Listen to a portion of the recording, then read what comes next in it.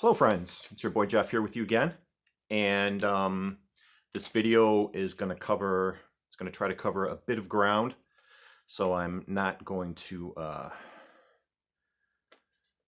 babble too much, and I'll try not to pause too much, and I'll try to speak clearly and effectively and get my point across, just like you're supposed to do in speech class. All right, I'll start at the beginning. When I saw Mazzy, who's one of my favorite VCers of late, got the idea to do a contest for his 50th Whack-A-Mole, I thought that was a really great idea. And it's a good excuse to just run a contest. I mean, not that you really even need an excuse, but because of my love of the confluence of numbers, I thought that that was a good idea. And this video right here is my 70th Spin Zone video. So I have about a dozen albums that I have stacked up over there that I've played since the last one that I made. But I'm only going to talk about one just to keep it, you know, in the realm of actually being a spin zone, because that's what I do, talk about records for spin zones. And it's going to count. And then I'm going to talk about the contest that I'm going to run, because this is a contest video. So, first thing, if you're like me, and you may or may not be, and you're a record collector, vinyl collector, like we all are here,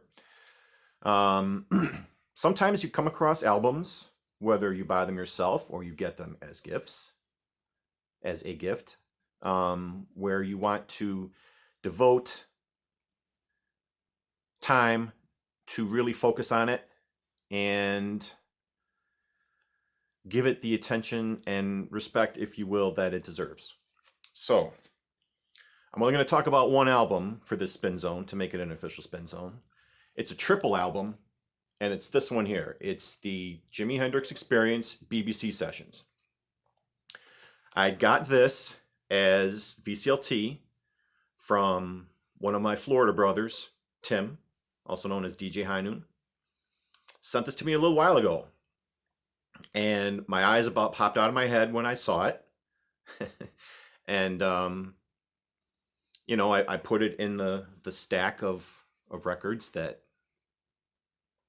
are waiting to be played, and I would look at it, you know, because it was the front, it was in front. I would look at it and I would look at it and I'd be like, man, I really want to play that album, but I knew I didn't have time because I didn't want to listen to it piecemeal. I didn't want to play like one side and then go off and do something else. I wanted to listen to it all the way through. And with my wife recovering and all of the things, recovering from her surgery, and all the things that entail with that on a daily basis, plus going back to work, plus, you know, the holidays and everything that just went by, I couldn't really get the time to devote to listening to all three albums, all three records all the way through. So shortly after I made my last Spin Zone video, I had a rare free day, a rare off day, when I didn't have any chores to do and I didn't have any tasks to perform or anything like that for anybody. So I told my wife, I said, I'm putting this on. And I'm probably going to have to play it a little loud because she was, you know, having some issues with real loud music, which it's the reason why I was playing more easy listening stuff, more softer stuff. But I told her, I said, this is my big chance. And she loves Hendrix too. She's like, go ahead. So, you know, I put it on, and it wasn't something that you put on and then go off and do chores and you just have it in the background. I wasn't sitting there with my phone, you know, playing Candy Crush and Words with Friends and going on Facebook and Instagram and all that other stuff. I just sat back and opened my ears, closed my eyes, and just let the music wash over me. And all I can say, thank you, Tim, once again for this awesome record. Here's the back cover. There are a few repeats of songs because this is a collection of his appearances on the BBC. So there are a couple of repeats. That's okay. Let's see. I can open this gatefold a little bit. And it actually opens out like this. You can see. I hope that got in the camera. What I learned about the BBC, especially in the 60s when this was recorded, was that only a certain amount of airtime could be devoted to playing records. The majority of music that was sent over the air was performed by live musicians. And the Musicians Union limited the use of records on the air as a means of entertainment because it was cutting into their work, so to speak. So artists that would appear on the BBC played live. They didn't, their records, their recordings were not played. They were playing live. So this album is very focused. You're going to get the shorter songs, of course, by Jimi and the Experience, but it's not like, you know, Band of Gypsies or one of those like jammy albums where like one song takes up a whole side. The format forces the music to be a lot tighter and more focused, which was really quite nice. It's something you don't really hear from Jimi too much. So I love this album, love it to death. Once again, thank you, Tim. Amazing record. But you get some snippets of conversation between Jimi and the DJ, whoever is on the air with them. But for the most part, it's very tight playing, very concise. And, you know, majority of this was recorded in like 67, 68. So it was kind of before he started these long extended jams. Like the DVD that I watched, that I showed earlier of Hendrix, Blue Wild Angel, is, you know, nothing but one long jam after another. Great stuff, but it's nice to see, or hear, I should say, a different side of Jimi. So there's a couple other albums that I want to give this kind of treatment to, which is why you haven't seen them played like immediately once I got them as VCLT. Like one of the albums that Brad gave me is one that I'm going to devote the same amount of time to. So just to make this an official spin zone, I'm showing and talking a little bit about this album, the BBC Sessions by the Jimi Hendrix Experience. Great stuff. It should be in everyone's collection. Now, the contest. I said at the beginning of this video that this is my 70th spin zone.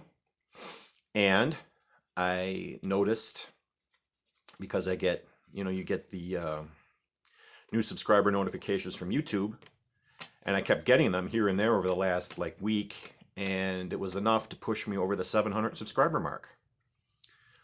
So I'm using both of those concurrences to run a contest. So I'm calling this my 7,700 contest. I wish I had something that went to 7,000, but there's nothing. I certainly don't have 7,000 records. I have 7,000 comic books, but I have more than 7,000 comic books, but that would be, it wouldn't be something you could run a contest over, though. So calling this the 7,700 contest. And relating it to other current things going on in the VC. You know, everyone's been doing their vinyl tag videos. I did one, of course. And the contest is going to be easy. I thought up of 3 questions. It could be kind of like a mini vinyl tag. So, and they're not all music related. 2 of the 3 of them are, but 1 of them isn't. So these, just think of these as like an extension of the vinyl tag. I don't think they've been asked before. If they have and I missed it, oh well.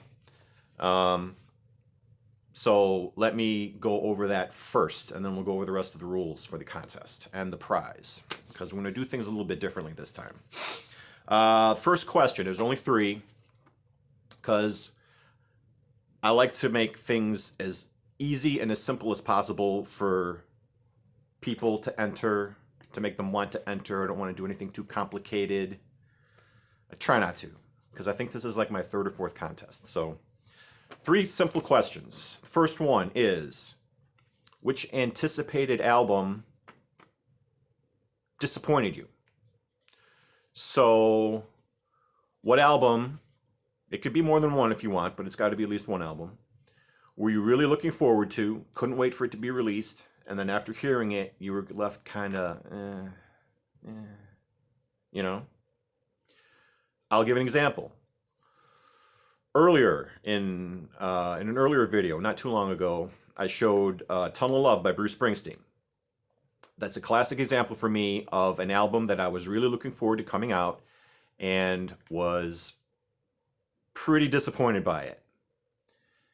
Now, the situation for my approaching that album in 1987, when I was a junior in high school and was only like 17 years old, 16, 17 years old, and my only real exposure to Bruce was through, you know, the fist-pumping anthems of like Born in the USA, Born to Run, you know, Hungry Heart, that kind of stuff.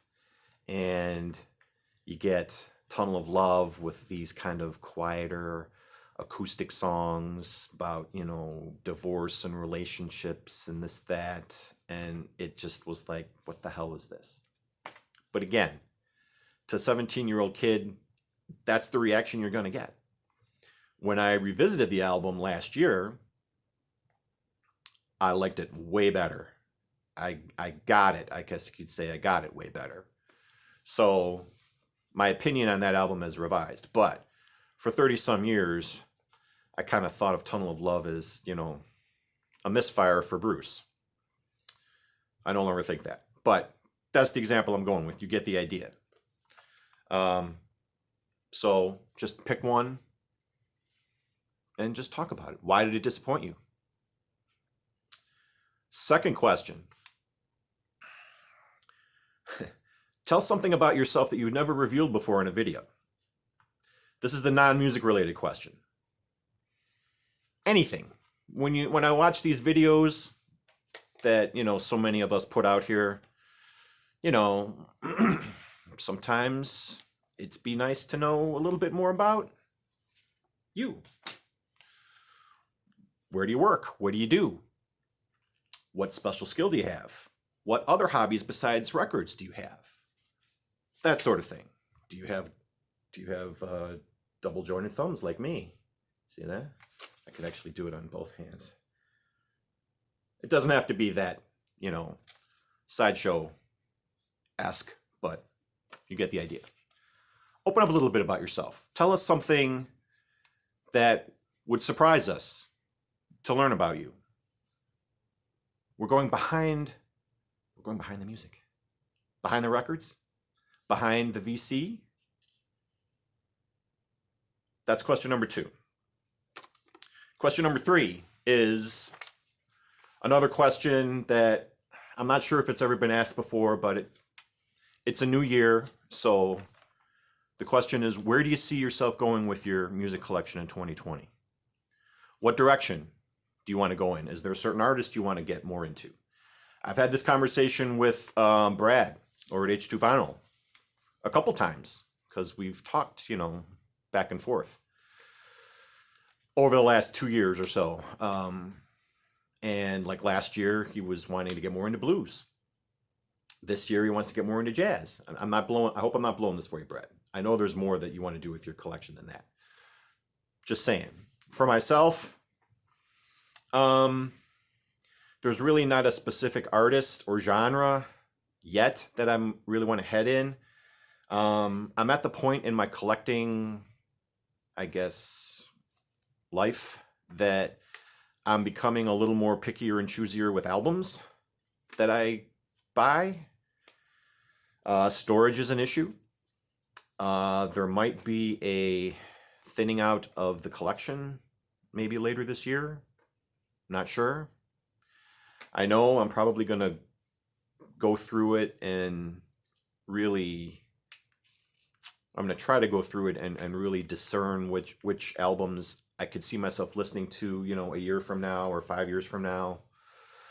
And if the answer is no or it's probably going to go.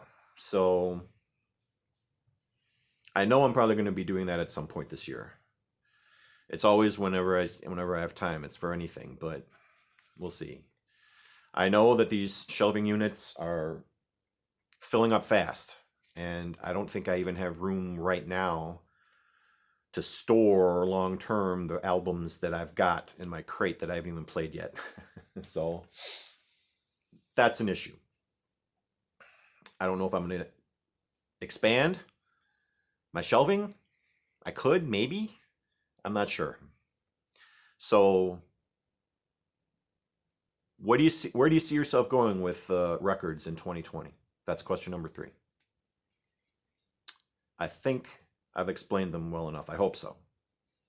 If there's any questions, message me or put it down below. Okay, this is January 28th as I film this video. I'm going to make the video February 29th. Leap year is going to be the deadline for this video.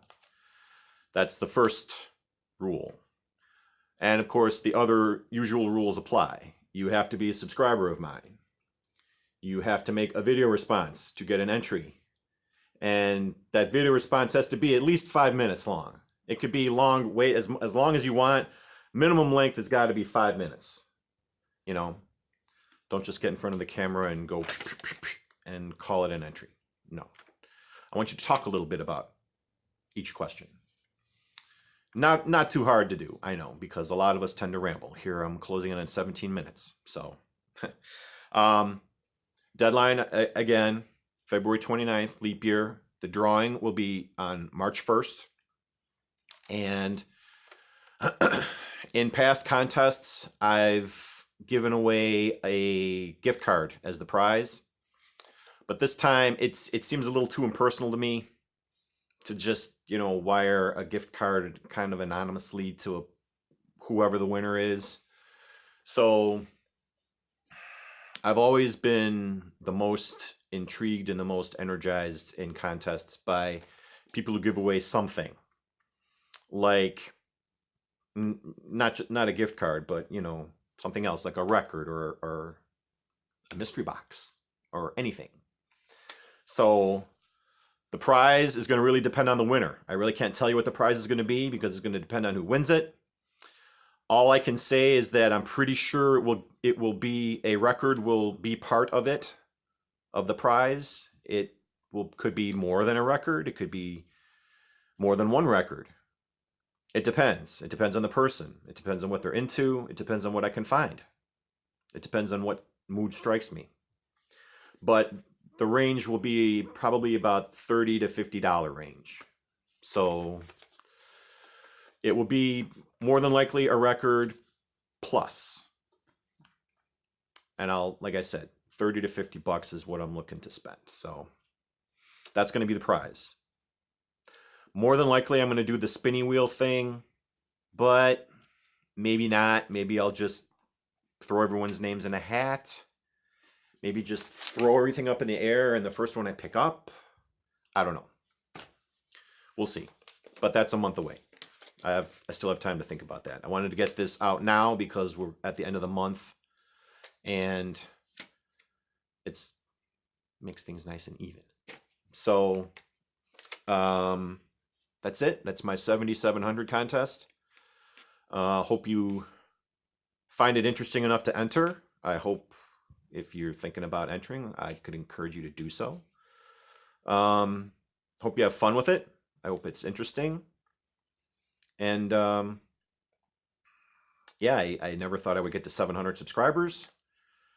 Not that that's a main concern of mine, but like I said, it's a nice round number to use as an excuse. And of course, 70 spin zones is no mean feat. So, and I'm hoping there will be 70 more. We'll see. So yeah, that's it. That's my contest. And I'm waiting on a VCLT package, which I'm pretty sure got lost in the mail. If it doesn't show up by tomorrow, I know I can go to the post office and start having them try to track it down for me because I think it got lost. But I also picked up several albums from the Barnes & Noble 50% off sale, and one or two that I paid full price, more or less, for from Barnes & Noble. Show that in a future video. Hopefully it'll be my next one. But till then, take care. Good luck to everyone who enters. Peace. And I will see you guys again soon. Take care.